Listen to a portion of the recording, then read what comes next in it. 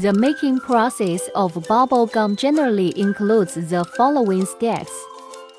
Mixing: put the mixed raw materials into the blender to stir, so that it is evenly mixed. Extrusion: the stirred raw materials are extruded into strips by the extruder.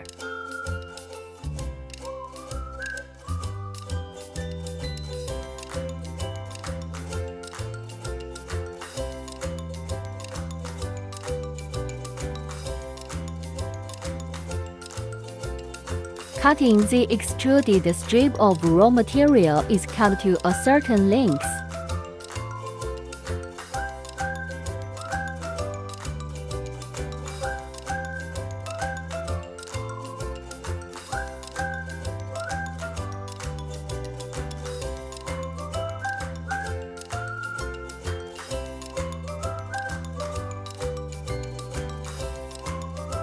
Packaging: the cut bubble gum is packaged, usually into a small bag.